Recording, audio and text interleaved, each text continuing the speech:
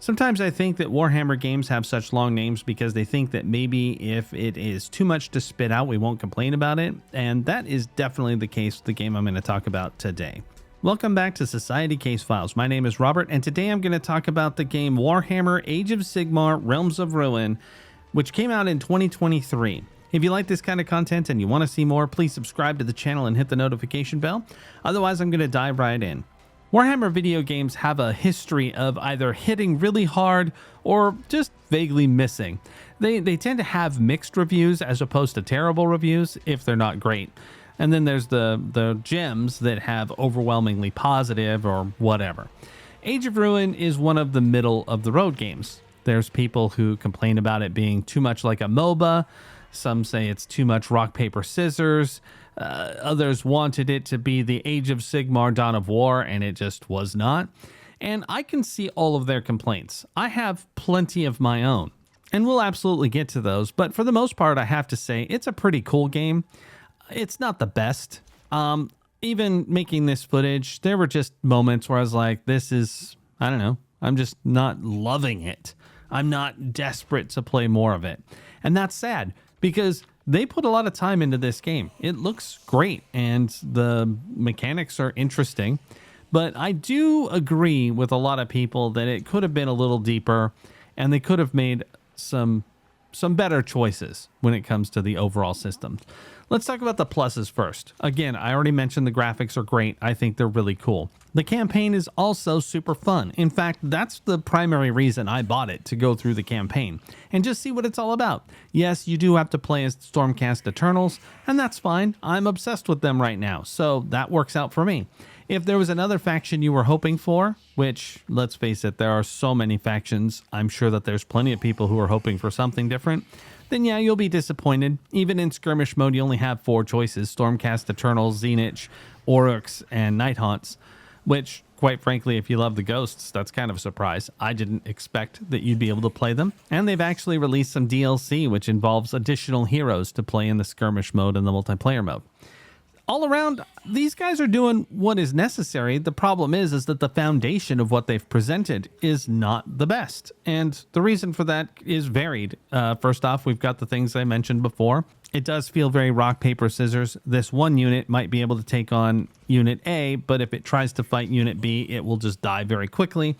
That's a little cheesy. The way you summon them, it's kind of boring as well. There's not as clear a method of getting new units and ensuring that you get the right ones. The resource management is just sort of vague and not really well defined, in my opinion. I don't know. I just didn't like those elements. And then couple all of that with the fact that your units move glacially slow. It's just like, come on, let's go, just move.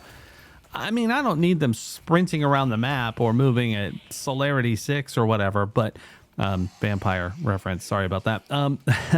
I just want them to get to where they're going a little bit faster. I mean, watching them move is just horrible, especially when you're trying to reinforce a unit. You're like, they're never getting there in time. That's not happening. And what's funny is that when you hit retreat, those guys move like the Roadrunner. They're just rushing back to base. They're unstoppable. They can't be hurt, I guess, or stunned, whatever the case may be. They make it real quick, and I thought that was kind of funny. The campaign is a heck of a lot fairer than the other methods of playing the game because there are victory conditions in place to prevent certain things from happening.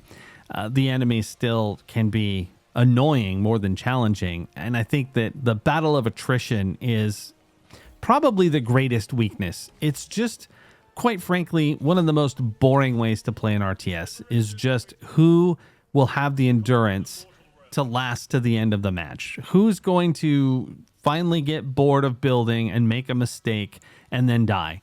Because that's how this game feels. It's like you're just gonna build, die, build, die, build, die. Oh, look, I gained 10 inches of ground. Yay. That's just not fun.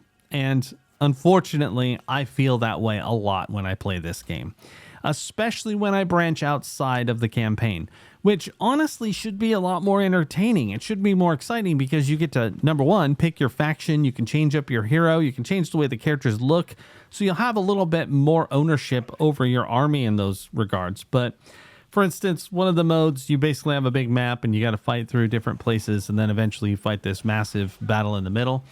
Quite frankly, I just didn't even have the endurance to consider it. I did try it, and I just found the combat in that to be so sluggish.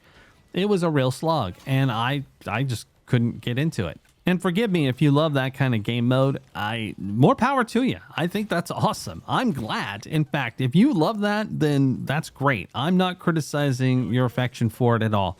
For me and for my money, it was just frustrating and quite frankly boring.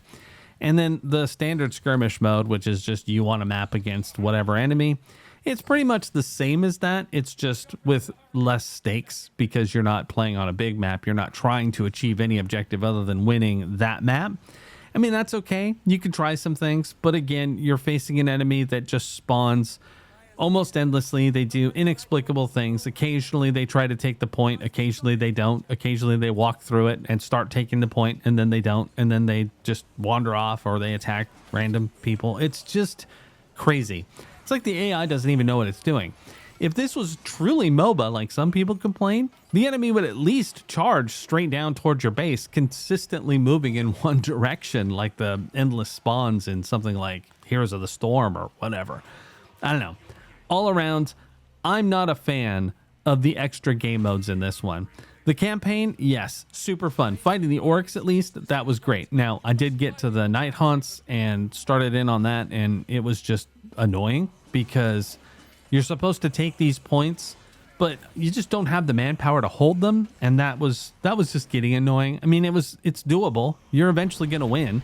It's just a matter of how much time you want to put into it. How many times do you want to just slaughter chain rasps before you finally are either going to give up or you just manage to work the right alchemy to hold all the points for as long as you need? I don't know.